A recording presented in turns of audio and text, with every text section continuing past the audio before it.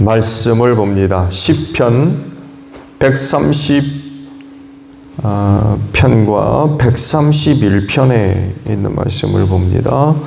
시편 130편과 131편에 있는 말씀을 봅니다. 주님, 내가 깊은 물속에서 주님을 불렀습니다.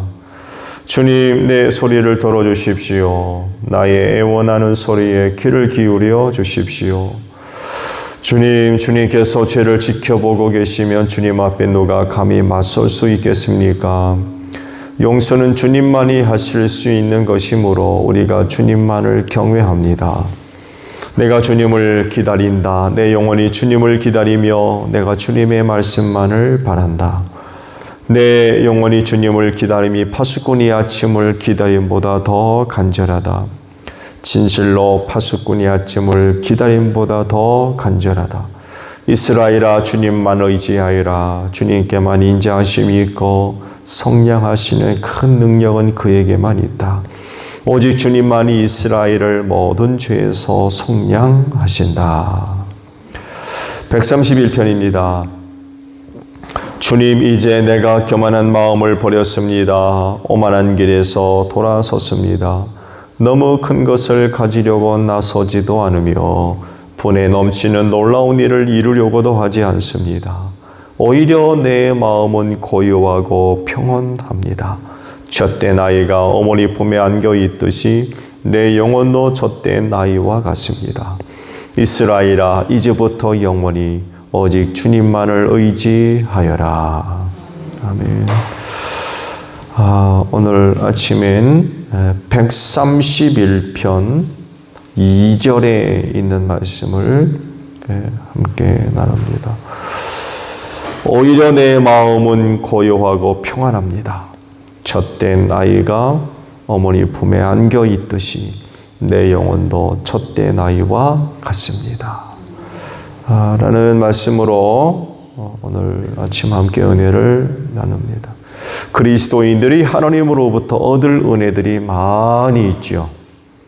은혜의 다양성이라고 표현할 수가 있을 것 같은데 어느 한 가지, 어느 한 분야만 그런 것이 아니라 모든 그런 그 부분에 있어서, 모든 영역에 있어서 하나님의 은혜를 필요로 합니다. 이유는 그 모든 부분에서 연약하고 부족하기 때문이겠지요. 하나님과 같은 신적 존재가 아니기 때문에. 하나님이 그러셨죠. 나는 스스로 있는 자다. 그 어떤 것이 도움이 필요 없이 스스로 존재. 그런 그 신적 존재와 같이 스스로 존재가 가능하다고 하면 필요한 게 뭐가 있겠습니까? 그렇지 않아요? 근데 우리는 그렇지 못하기 때문에 거의 모든 영역에 있어서 하나님의 은혜를 절대로 필요로 합니다. 이 은혜의 다양성 중에서 주의를 기울일 그런 그 부분이 있고요. 오늘 말씀 속에서 그중 한 가지를 이제 이야기를 한다면 샬롬입니다. 평안이죠. 평안. 많은 것을 갖고 있고 좋은 것을 갖고 있고 높은 데 있으며 큰 것을 갖고 있을지라도 평안을 누리지 못하면 그거 있으나 마나죠. 사람들이 많이 갖고 있으면 평안할 줄 알아요. 큰 거 갖고 있으면 평안할 줄 알고 높은 데 있으면 평안할 줄 알아요. 그런 것들이 평화를 이제 줄 아는 거죠. 그래서 그런 것들을 가지려고, 그런 곳에 있어 보려고 많은 애를 씁니다. 그런데 그렇습니까? 그렇지 않습니다. 여전히 평안을 누리지를 못해요. 있을 때나 없을 때나 매 마찬가지라는 거죠. 오히려 없을 때보다도 있을 때가 더 불안하지 않습니까? 오히려 그런 것들 때문에 좋지 않은 일들이 너무 많이 일어나요. 이런 것들을 볼 때 샬롬은 그런 것들을 통해서 또 그런 것들이 주는 것이 아니라는 것을 알 수 있죠. 그래서 우리 그리스도인은 그런 착각으로부터 빨리 벗어나야 될 것 같아요. 결코 그런 것들이 사람을 샬롬을 주지 못한다는 걸. 그리고 참된 그런 그 평화로, 평안으로 나아가야 됩니다. 그게 뭐냐? 주님 오실 날이 다가올수록 세상은 점점 불안이 커가고 있어요. 장밋빛 미래를 예견하고 그런 미래 세대가 다가올 것이다라고 하지만, 그러나 그럼에도 불구하고 점점 불안이 커져요. 왜냐하면 주님 오실 때가 이르면 이 세상에서 뿐만 아니라 전 우주적으로 비정상적인 그런 그 현상들이 일어나서 많은 사람들이 고통을 겪을 것이기 때문에 그렇습니다. 자연계의 질서가 흔들리고 더불어 우주적인 그런 그 질서도 무너질 겁니다. 이런 현상들로 인하여 많은 사람들이 고통을 당하고 상상할 수 없는 큰 엄청난 그런 그 일들이 벌어질 겁니다. 이건 내 말이 아니라 성경이 하시는 말씀이에요. 그러다 보니까 불안과 염려가 점점 커지는 거예요.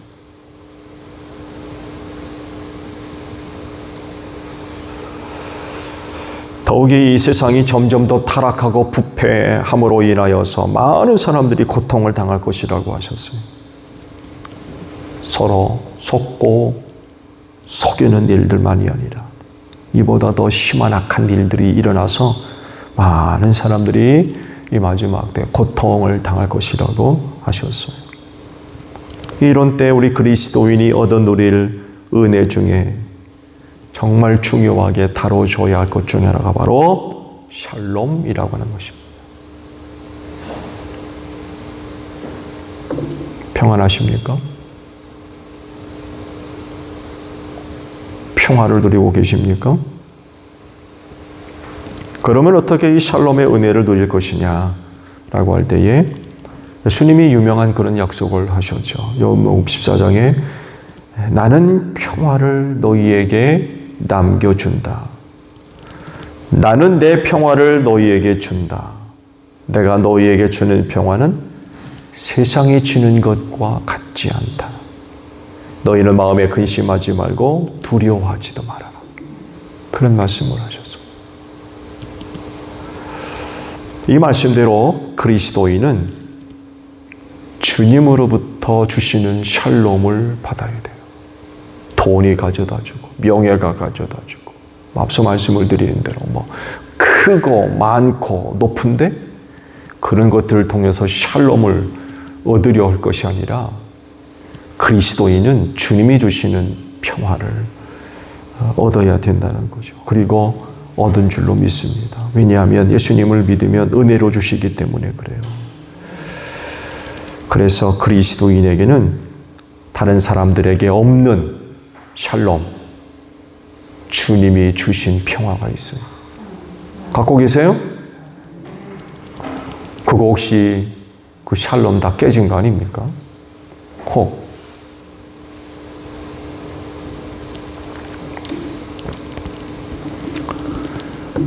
주님이 약속으로 내가 세상과 다른 평화를 주겠다라고 분명히 말씀하셨거든요. 그렇다고 하면 그리스도를 믿는 사람 안에는 주님이 주신 평화가 있어야 되겠지요. 그리고 그 샬롬을 누리고 있어야 되고 이를 위해 그 주신 평화를 잃지 않도록 해야 되겠지요. 주셨는데 잃어버리면 되겠습니까? 그리고 틀림없이 세상과 다른 거라고 했어요.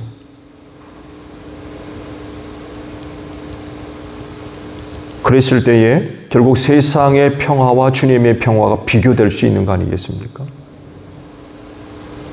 세상 것보다 주님이 주신 평화가 질이 떨어진다고 그러면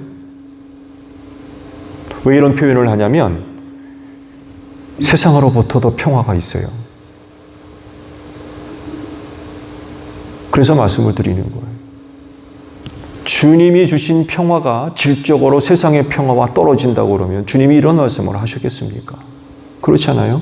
세상과 다른 평화를 주신다라고 했을 땐 세상에서 얻을 수 있는 평화, 세상이 주는 것과 다르다라는 말씀은 결국 좋다는 거죠. 세상의 평화보다도 내가 주는 평화가 더 좋다는 거예요. 그러니까 그런 말씀하신 거 아니겠어요?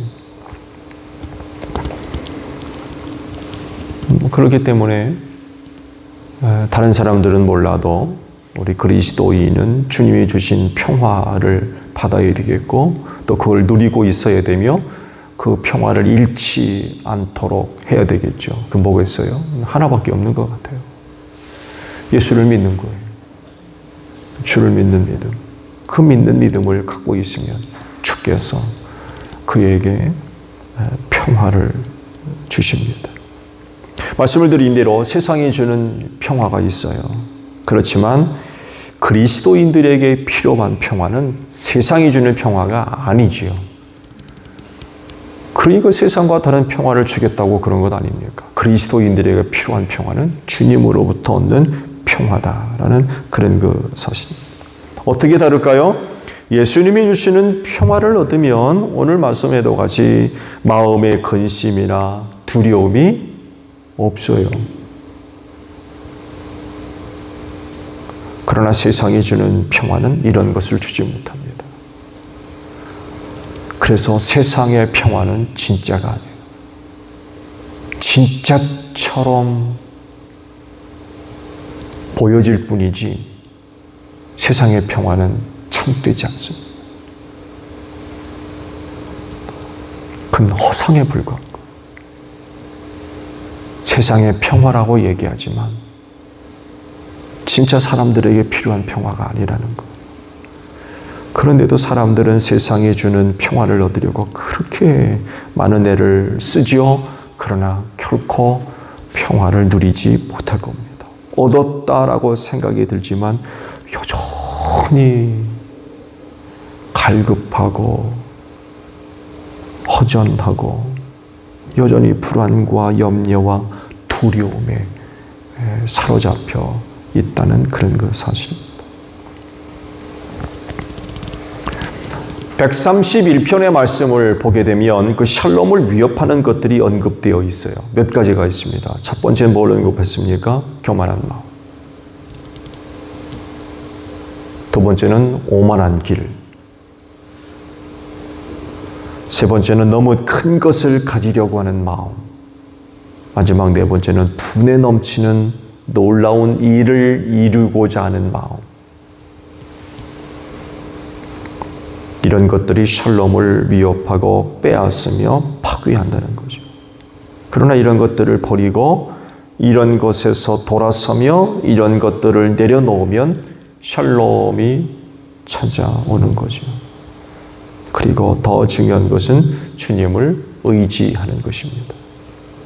교만한 마음, 오만한 길, 큰 것을 소유하려고 하는 마음, 분에 넘치는 일을 이루려고 하는 마음 등은 결국 주님을 의지하는 것이 아니라 자기를 의지하고 자기 힘을 의지하는 그런 것들이죠. 그렇기 때문에 평화가 없어요. 있는 평화도 사라질 수밖에 없어요. 교만한 마음에 무슨 평화가 있습니까? 오만한 자의 길에 무슨 평화가 있고 또 말씀을 드린 대로 너무 큰 것을 가지려는 마음, 분에 넘치는 어떤 일을 하려고 하는 그런들 어떻게 평화가 있어요? 많은 사람들이 이런 마음 갖고 있거든요. 그러다 보니 거기에 눈에 보이지 않는 경쟁, 시기, 미움, 질투, 헐뜯음, 비난,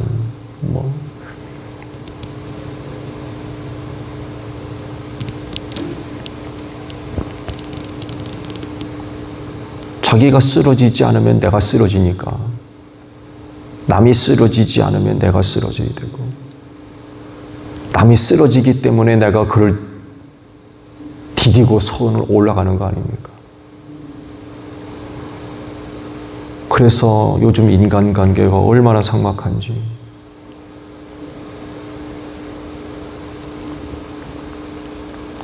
나의 즐거움은 시기가 되고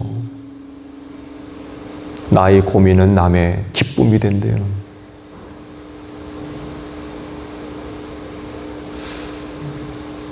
예전과도 같이 함께 즐거워 함께 우는 것이 아니라 정반대가 되는 거죠. 내가 즐거우면 다른 사람들이 기분 나빠. 내가 기분 나쁘면 상대는 좋아하고 신이 나는. 이런 것에 무슨 평화가 있습니까? 그렇지만 주님을 의지하면 그 주님으로부터 평화를 받으라. 다 내게로 와라. 내가 너희를 편히 쉬게 하겠다.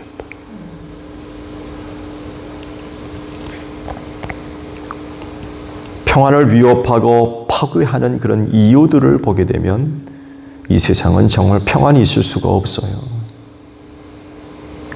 왜냐하면 많은 사람들이 지금 그렇게 살고 있거든요. 얼마나 교만한지 모릅니다.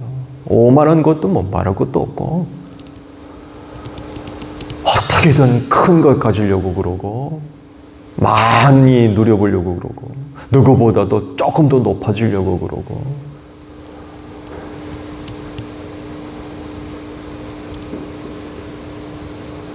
겉으로 보면 아무런 문제가 없어 보이지만 속속들이 내면을 들여다보게 되면 평안함을 찾아볼 수가 없어요. 늘 불안해하고 염려와 근심과 걱정이 크고 어찌할 바 몰라서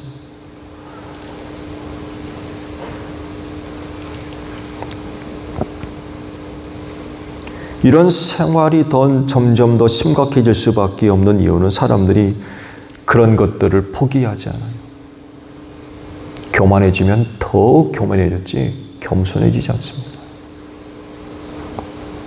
오만하면 말할 것도 없고요. 어떻게든 더 많이, 더 큰 것, 더 높이 올라가려고 그러고 자기 힘으로 뭔가를 좀 해보려고 그러고 얻어보려고 그러고 이런 세상에 무슨 평화가 있습니까? 그러나 그리스도인은 그런 세상에 살면서 그렇게 살지 않고 주님을 의지하며 삽니다. 그래서 주님이 세상과 다른 샬롬을 주시는 거죠.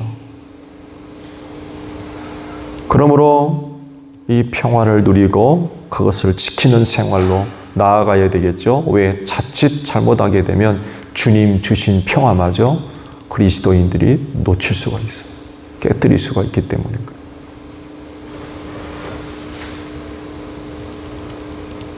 교만한 마음 버려야 돼요. 오만한 제 길에서 돌아서야 돼요. 큰 것 소유하려고 하는 욕심 버리십시오.